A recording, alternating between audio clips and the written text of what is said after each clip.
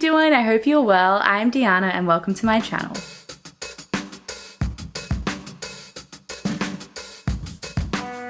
Today I thought it would be fun to do a tag video. So I am going to be doing the Romantasy Reader book tag, which was originally created by Jess from Peace Love Books. And I thought this would be a really fun time for me to let you know about some fantasy romance books and what I've loved. And without further ado, let's dive in to the questions. So the first question is, what was your gateway romantasy book? And I think this is going to be a bit of a boring answer and might be the same as a lot of other people, but for me definitely was ACOTAR by Sarah J Maas. I think prior to this I'd read a lot of YA fantasy and I always loved the romantic subplot, but this was the first book I kind of read that had more of a romance, or like the romance was at least equal part with the fantasy plot. So yeah, definitely ACOTAR. Bit boring answer, but it's true nonetheless. Okay, the next question is, what's the longest romantasy book you've read? I'm not sure if it technically counts or we're counting it as like YA fantasy. So I'll give you two.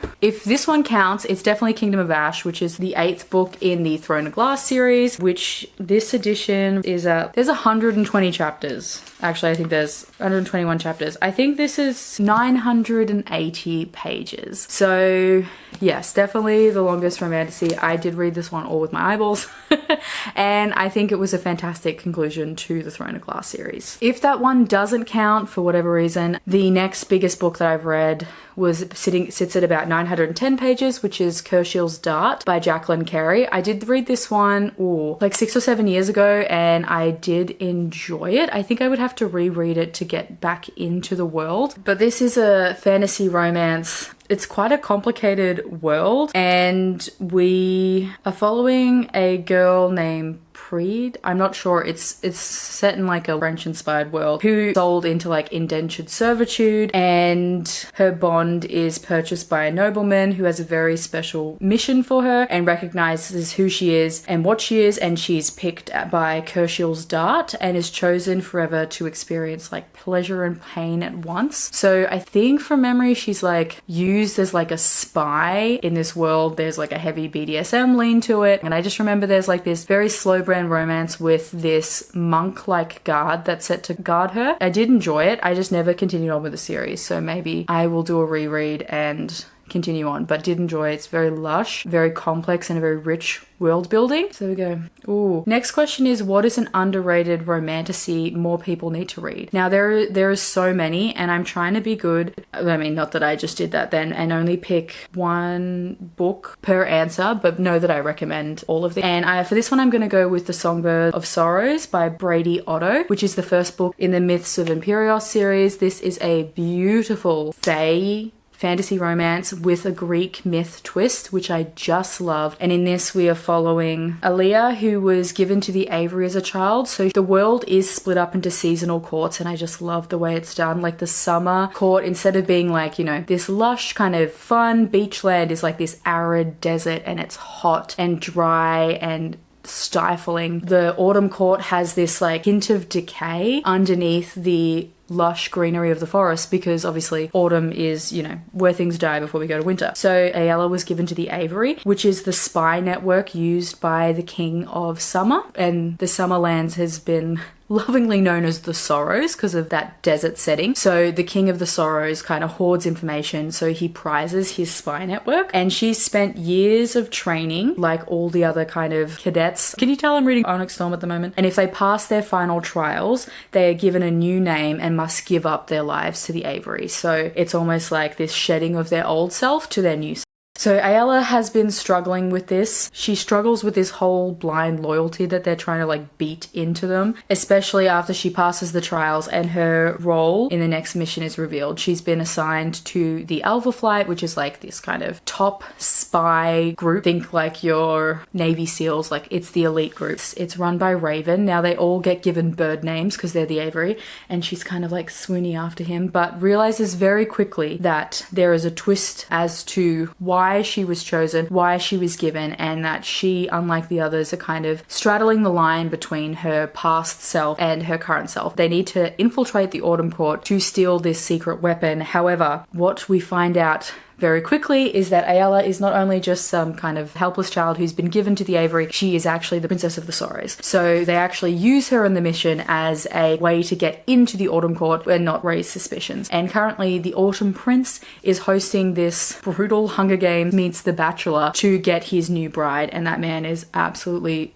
toxic as fuck. But it is beautiful. The world is so rich, and I love the way she's kind of seamlessly woven in these Greek myth touches. One of the trials has the Sphinx, and there's mentions of Persephone and the gods, and it was fantastic the way this ended. I am dying for the second book, which I don't know if we have any details about it as of yet, but highly recommend. If you're into fantasy romance, this one is wonderful, and I just love watching Ayala struggle to find her place. It doesn't necessarily end on a happily ever after or even a happy for now. I don't know how many books are in this series, but we definitely see her reach her breaking point, and I imagine we are going to see her make her own decisions, and there is a heavy dash of feminine rage. So if you're in the mood for that, please pick this book up. It was phenomenal. Next question we have is, what is the longest Romantasy series that you've read? And this one, it took me a little bit of time to figure out, because most of the Romantasy series I've read, I think it's been like maybe 4 books, 5 books if we're feeling fancy. And then I remembered one of my favorite Romantasy series, and that is the Fae Guardian series by Lana Pericek. This series is currently sitting at 9 books and 2 novellas. We do have another trilogy coming, so there are an overarching 12 books where we follow what's happening in Elfin, which is the world here, but it's been split up into trilogies. So we have the Season of the Wolf, Season of the Vampires, which is my favorite. The Season of the Elf, I actually surprisingly enjoyed. I didn't think I was going to enjoy it. And then we've got the Season of the Crows, who I've been dying for since book 1. So this is a post-apocalyptic fantasy world. So in this, we've had a nuclear war and an explosion which has basically destroyed the world. There was a group of very wealthy, greedy humans who created bunkers for themselves and was able to survive. The rest of the world was left to basically die off, and in the chemical wasteland that became the world, humans mutated with animals, and now it's thousands of years later, and the Fae have been born. So humans have melded with wolves, and now we've got wolf shifters. They're all Fae, they've got the pointy ears, and they've just got different designations. Where we see it is, while it starts off as like this futuristic dystopian, it gives very much The Witcher and very like heavily situated in like a fantasy vibe. We are following the Guardians, who are the police force, I guess, of this world. The Fae, to connect to the well, which is their source of power, they need to ensure that they're not using any plastics or metals, which still can be found from the wasteland of, you know, current modern day society. So the Guardians have been blessed by the well,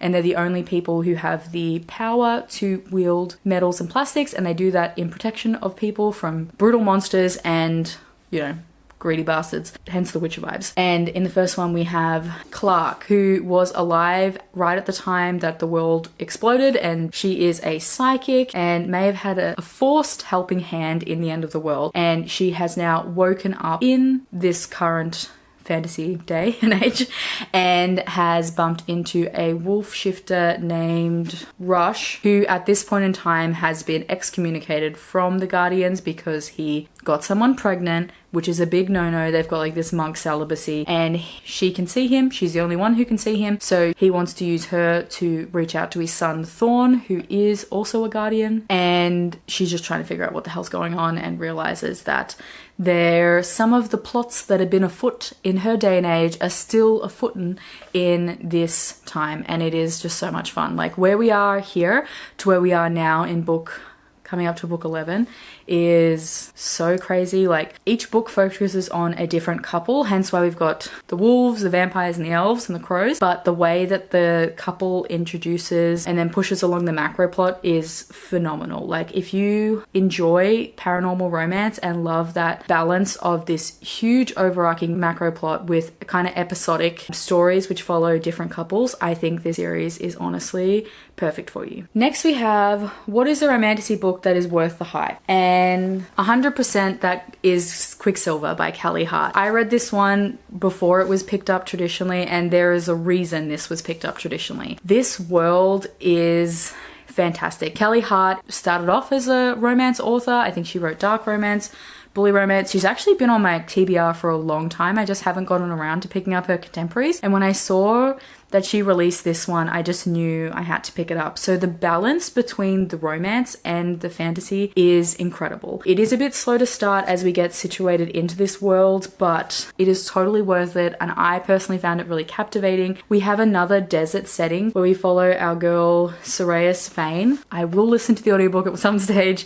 and we'll figure out how to say her name. And she is grown up in this quadrant of the city, which is the poorest in the city, and they're actually shut out from the rest of the city because generations ago a rebellion happened, and so their queen is a spiteful bitch and has forced the rest of the community to suffer in punishment. So it's essentially the slums, to the point there's no food, they're on water rations. So Sierra, she is able to climb over the wall and has a bit of an affinity to metal and has been able to sneak across the wall to get food for her and her brother. At this stage, she bumps into one of the queen's guards and steals his gauntlet, which is good because that's solid metal, solid gold, that if she can find someone or find a smithy that will let her melt down the gauntlet, you know, and repurpose it before getting captured, great. So she ends up getting caught, unsurprisingly, to protect her brother, and ends up sent to the queen.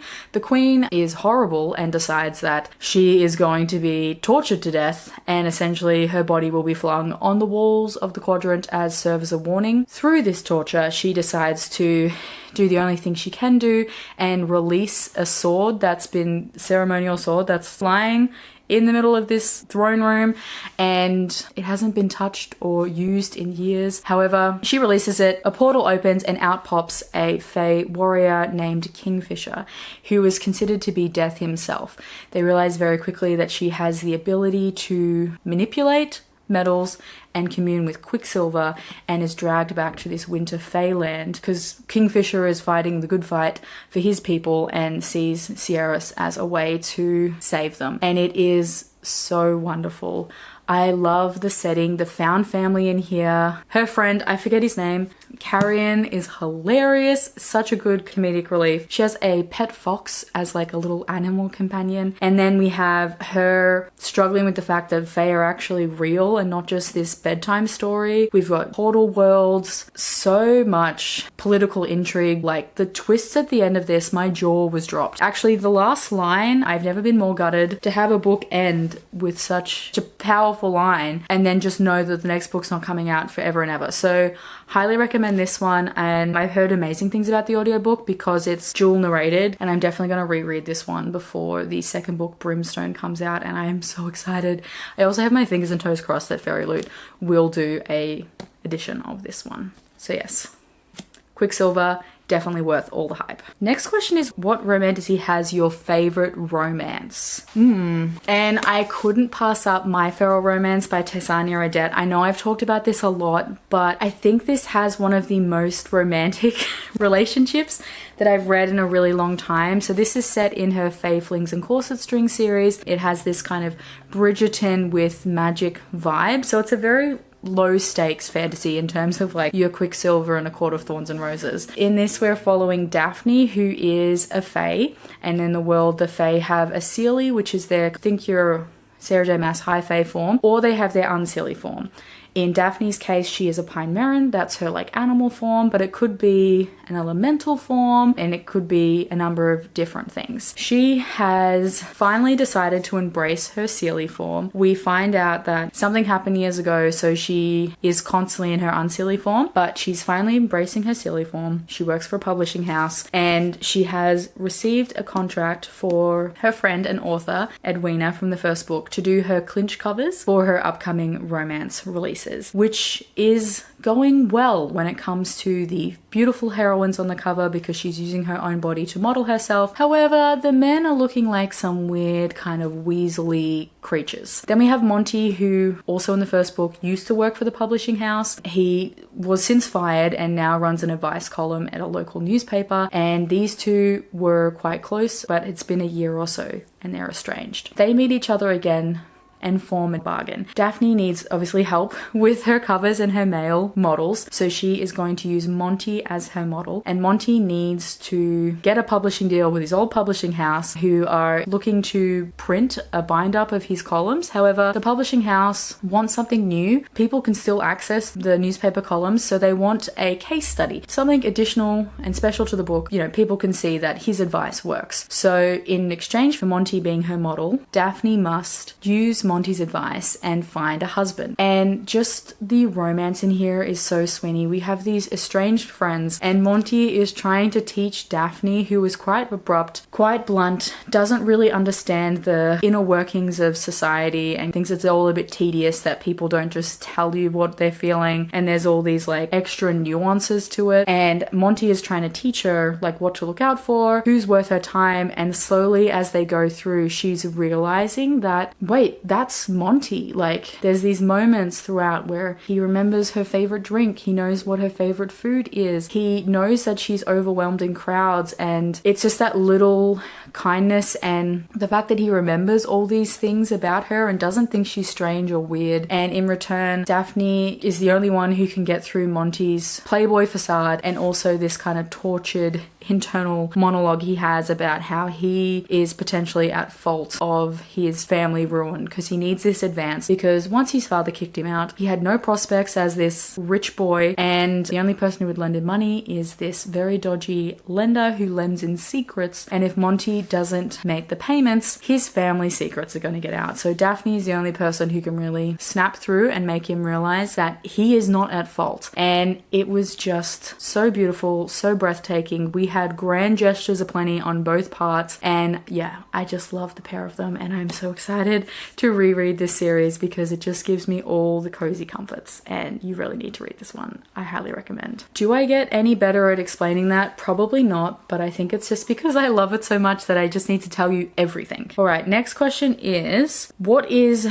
your favorite cover of a Romantasy book? So I'm going to give you a couple of options. I'm going to give you like the standard cover and my favorite special edition cover. Cheating with this one because I'm giving you three, but my favorite standard covers are the Mead Mishap series by Kimberly Lemming. I think these clinch covers are so beautiful. So that's the first one. That Time I Got Drunk and Saved a Human. Then we have That Time I Got Drunk and Yeeted a Love Potion at a Werewolf. And then lastly, That Time I Got Drunk and Saved a Human. I love that fantasy romance, monster romance seem to be embracing the romance clinch cover, and I think these are just beautiful representations of that type of cover, and I am all kinds of obsessed. I think this one though might be my favorite of the three. In terms of special edition cover, there was so many Fairy Loot ones to choose from because I think Fairy Loot just does a beautiful, beautiful edition, but I think a new one that I'm fully obsessed with is the Book Coves edition of A Rivalry of Hearts by Tessania Odette. So this is the first book to My Feral Heart, and just look at that. You've got Edwina and William. That spine alone. Yeah, I just completely adore the artwork on this one. I think they did a freaking fantastic job, and just because I love showing this off, this is the beautiful, beautiful end papers. But yeah, currently this is my favorite special edition Romantasy cover, but there are a lot of beautiful covers out there, and this is subject to change. Like still beautiful, but like whichever one has my top favorite does change based on vibes. Everything's based on vibes.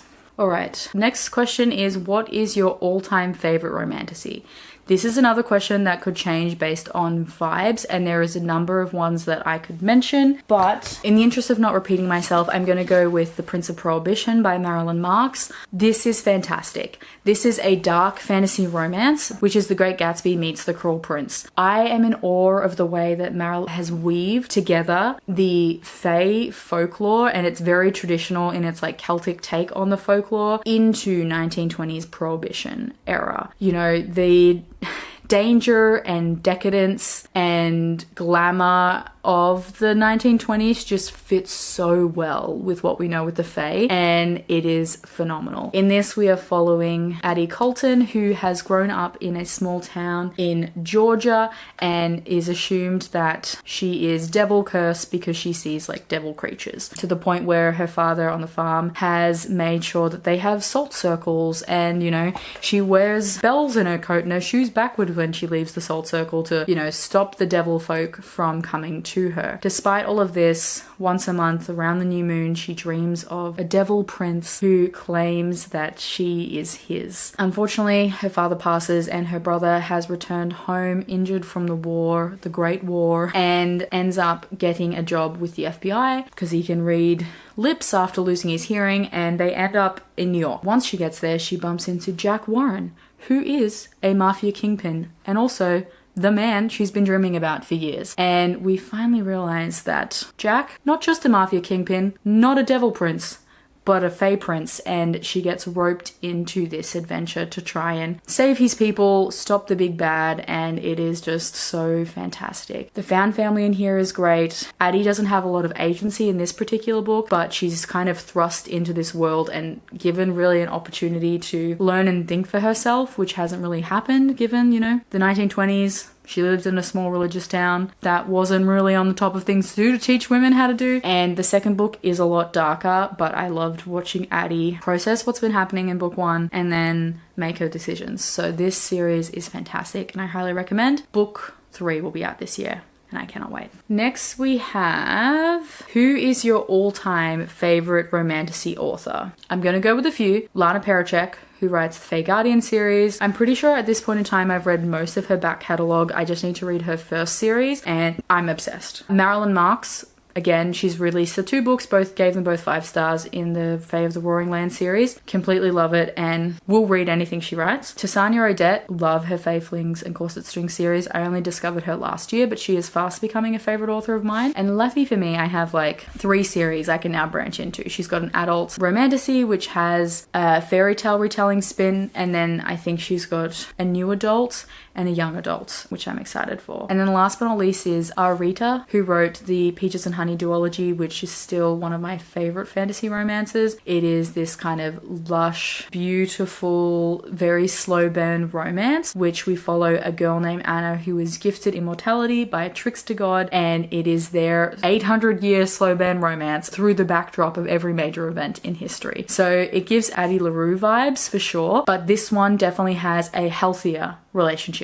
than Addie does. Next question is, what is the last Romantasy book that you've read? I just finished The Prisoners of Silk by Lydia Foxglove yesterday, and this would also go for an underrated. I think it's got less than 1,000 ratings and I devoured it. I'm so excited to finish this trilogy. This is a dark fantasy romance, which is a decadent mix of a Sleeping Beauty retelling meets Marie Antoinette with Fae. Like I said with The Prince of Prohibition, I couldn't think of another time period outside the 1920s that the Fae would fit into, but the gilded court of Marie Antoinette and the Sun King in the height of the French monarchy would exactly be where I expect the Fae to be. And it was beautiful to see I don't know how she did it, this woman's a genius, but how she weaved together Marie Antoinette, Sleeping Beauty, and a purely original Fae storyline to make sense on its own was just beautiful. And I think it's going to break me because obviously knowing what happens in Marie Antoinette and the French Revolution, I'm not expecting a happy ending, but maybe we'll get some kind of happy ending for Marie and Augustus. All right, and then we have, what are the 3 top Romantasy books on my TBR? So first up is Viciously Yours by Jamie Applegate Hunter, which this is a Fated Mates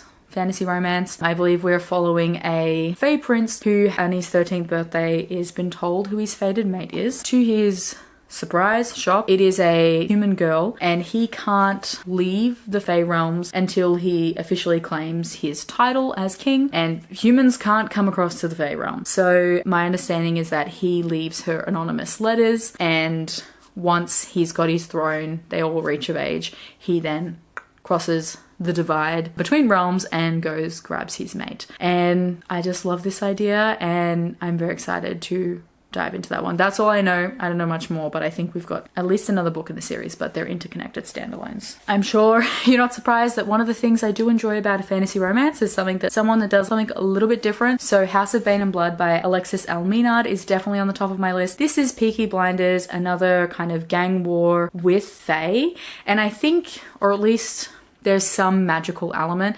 It kind of gives me like Peaky Blinders or that TV series with Orlando Bloom. It's going to give me that gritty kind of London Razor Gang vibes with magic. And in this, we are following two rival crime families, and Camilla doesn't really want to, but she's forced into an arranged marriage with Nikolai, who is their family's rival, because the local police enforcement have been sniffing around, and as part of the deal in this marriage, Nikolai's family will pay off the police to get them off their case, and then Nikolai needs help. He doesn't really care about the marriage. He's happy to dissolve it at first point, but people are going missing. I can't remember if it's a kidnapper or a serial killer, but people are going missing, so he needs help and allies, hence Camilla's family, to hunt down this criminal. And yeah, it sounds fantastic, and at this point in time I have no idea why I haven't picked it up, because I've been dying to read it for about 12 to 18 months. So yeah, I just gotta bite the bullet and get to it. And then last but not least,